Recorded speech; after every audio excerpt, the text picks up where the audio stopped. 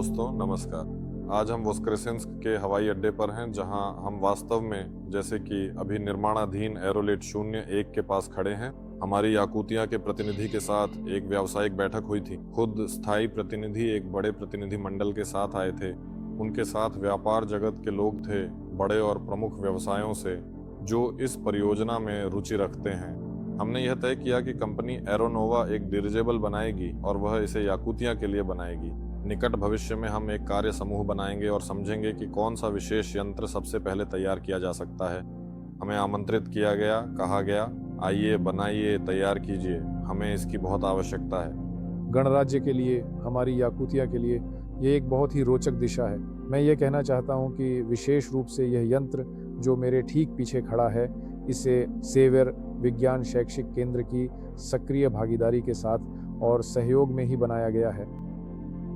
विशाल दूरियां, हमारी गणराज्य की आर्कटिक की बहुत ही कम आबादी वाली और अत्यंत दुर्गम दूर दराज क्षेत्रों को ऐसे परिवहन साधन की आवश्यकता है जो सड़कों, रेलवे, जलमार्ग या सड़कों पर निर्भर न हो, बल्कि स्वतंत्र रूप से कार्य कर सके।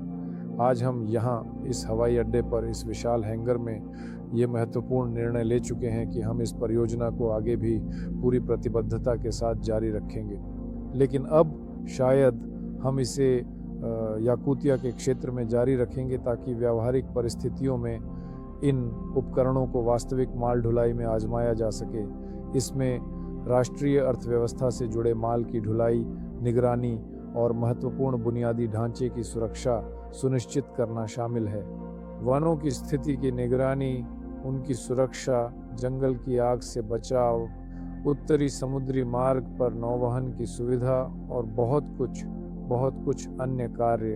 हमारे देश के कई सुंदर स्थानों पर पर्यटक नहीं जा सकते, सिर्फ इसलिए कि वहां पहुंचना बहुत मुश्किल है। इस यंत्र के माध्यम से यह यात्रा पूरी तरह से आरामदायक हो सकती है।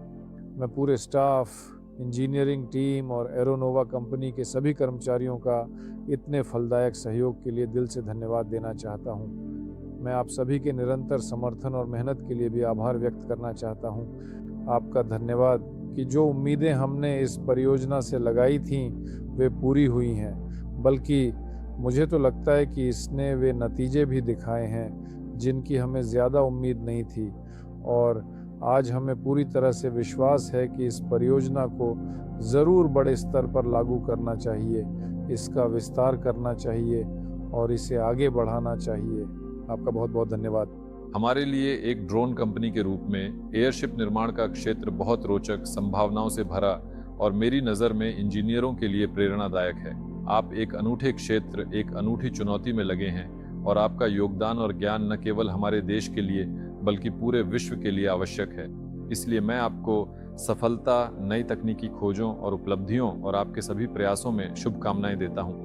मैं हमें हल्के हाथ, उज्जवल बुद्धि और अनुकूल हवा की कामना करता हूँ। सीट बेल्ट बांधिए और उड़ान भरते हैं।